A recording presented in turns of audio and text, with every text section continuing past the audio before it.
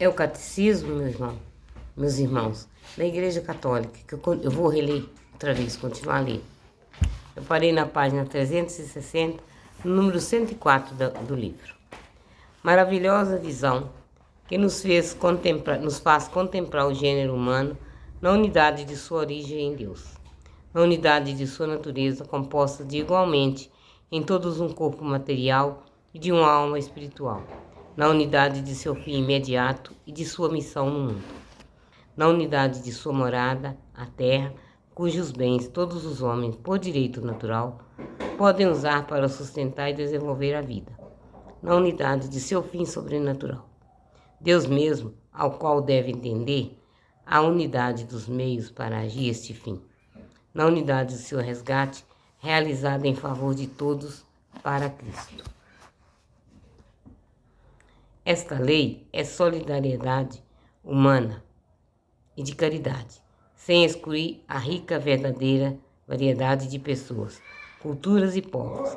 Nos garante que todos os homens são verdadeiramente irmãos, uno da alma e corpo. A pessoa humana criada à imagem de Deus é um ser ao mesmo tempo corporal e espiritual. O relato bíblico expressa essa realidade com a linguagem simbólica, ao afirmar que o Senhor Deus formou o ser homem com o pó do solo, soprou-lhe nas narinas o sopro da vida e ele tornou-se um ser vivente. Portanto, o homem na sua totalidade é querido por muitas vezes na Sagrada Escritura.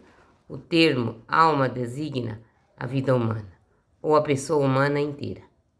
Entretanto, designa também o que há de mais distinto dos homens, o que há nele de maior valor, aquilo que mais particularmente o faz ser imagem de Deus. Alma significa o princípio espiritual do homem. O corpo do homem participa da dignidade da imagem de Deus. Ele é um corpo precisamente porque é animado pela alma espiritual. É a pessoa humana inteira que está destinada a tornar-se no corpo de Cristo e o templo do Espírito. Unidade de corpo e de alma.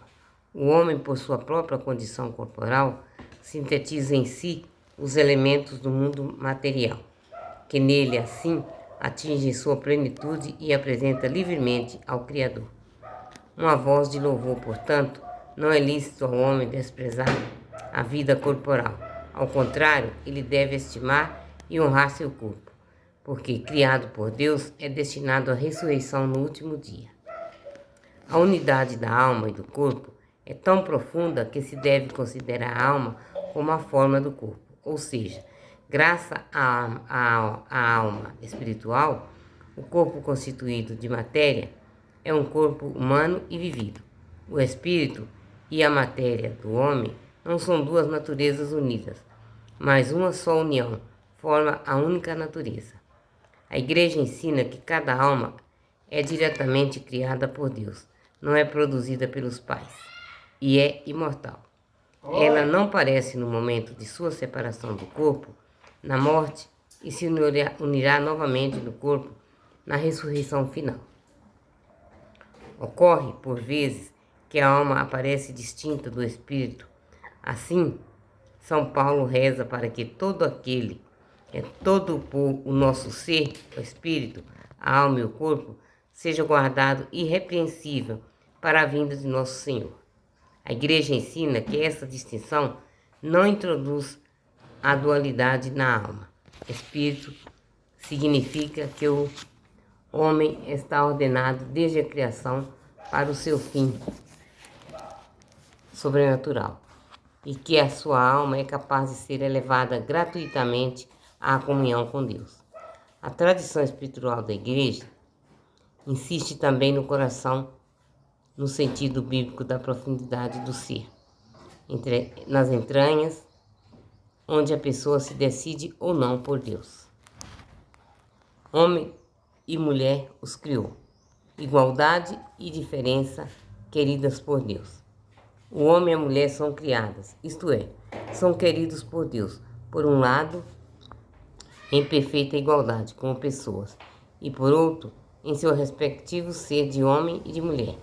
Ser homem e ser mulher é uma realidade boa e querida por Deus. O homem e a mulher têm uma dignidade insuperável, que lhes vem diretamente de Deus, seu Criador. O homem e a mulher são criados em idêntica dignidade, à imagem de Deus, em seu ser humano e em seu ser mulher. Refletem a sabedoria e a bondade do Criador. Deus não é de modo algum a imagem do homem. Não é nem homem nem mulher. Deus é puro espírito, não havendo nele lugar para a diferença do sexo. No entanto, as perfeições do homem e da mulher refletem algo de infinita perfeição, as da mãe, as de uma mãe, e as de um pai e de um esposo, um para o outro. Uma unidade a dois. Criados conjuntamente, Deus quer o homem e a mulher um para o outro. A palavra de Deus nos dá a entender isso em diversas passagens do texto. Não é bom que o homem esteja só. Vou fazer-lhe um auxiliar que lhe corresponda. Nenhum dos animais pode ser este, face a face, do varão. A mulher que Deus modela da costela tirada do varão é que leva a ele, provoca da parte do homem um grito de admiração, uma exclamação de amor e comunhão. É osso dos meus ossos e carne de minha carne. O homem descobre a mulher como um outro, eu da mesma humanidade. O homem e a mulher são feitos um para o outro, não porque Deus os tivesse feito apenas pela metade e incompletos. Ele os criou para uma comunhão de pessoas na qual cada um pode ser ajuda para o outro, por serem ao mesmo tempo iguais como pessoas, ossos de meus ossos, e completamente como masculino e feminino, no matrimônio. Deus os une de maneira que, formando uma só carne, possam transmitir a vida humana. Sede fecundos e multiplicai-vos, enchei a terra. Ao transmitir a seus descendentes a vida humana, o homem e a mulher, como esposos e pais, cooperam de forma única na obra do Criador. No desígnio de Deus, o homem e a mulher têm a vocação de submeter a terra como administradores de Deus. Essa soberania não deve ser uma denominação arbitrária e destrutiva. A imagem do Criador que ama tudo o que existe, o homem e a mulher são chamados a participar da providência divina em relação às demais criaturas. Daí a responsabilidade deles para o mundo como Deus lhes confiou. Um homem no paraíso. O primeiro homem não foi só criado bom, mas também foi constituído em tal amizade com seu Criador e tal harmonia consigo mesmo e com a criação, que só serão superadas pela glória da sua nova criação em Cristo. Interpretando de maneira autêntica o simbolismo da linguagem bíblica, à luz do Novo Testamento e da tradição, a Igreja ensina que nossos primeiros pais, Adão e Eva, foram constituídos em um estado de santidade e de justiça original. Esta graça de santidade origina-se à participação na vida divina. Pela irradiação desta graça, todas as dimensões da vida do homem eram fortalecidas. Enquanto permanecesse na intimidade divina, o homem não deveria nem morrer, nem sofrer. A harmonia interior da pessoa humana, a harmonia entre o homem e a mulher, a harmonia entre o primeiro casal e toda a criação constitui o estado denominado original, justiça original. O domínio, de modo que Deus desde o início havia outorgado ao homem, realizava-se antes de tudo no próprio homem, como domínio de si mesmo. O homem estava intacto e ordenado em todo o seu ser, porque livre da tríplice concupiscência que o submete dos prazeres do sentido, a cobiça dos bens terrestres e a própria afirmação contra os imperativos da razão.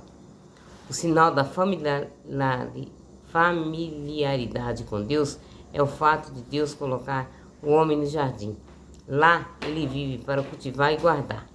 O trabalho não é uma penalidade, mas a colaboração do homem e da mulher com Deus no aperfeiçoamento da criação universal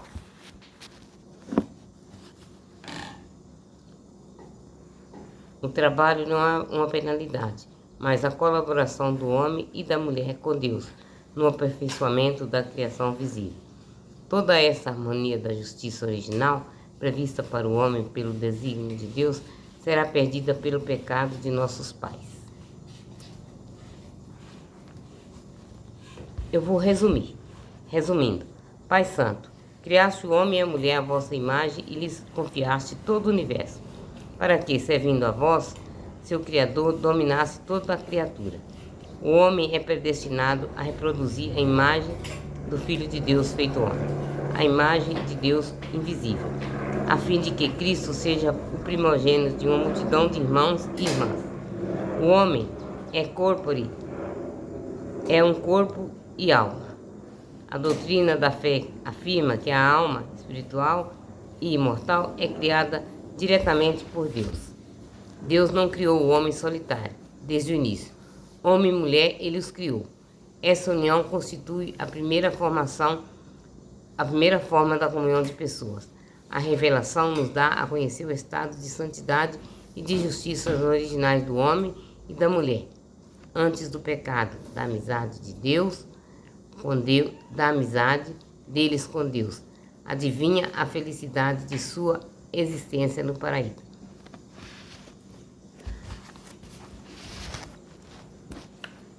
Pois é, meus irmãos, eu vou parar, porque já vai dar 12 minutos. Eu faço 11 minutos. Aí eu marco aqui direitinho, é para eu não me perder. A gente já tá com a cabeça tá com a cabeça muito boa, e a gente se perde, fica fazendo oração 2 vezes. Aí o YouTube pode pensar que a gente tá tentando, que a gente não tem assunto para falar e tá pondo o mesmo assunto. E não é, e na verdade não é. Deus abençoe a todos, fiquem todos na paz.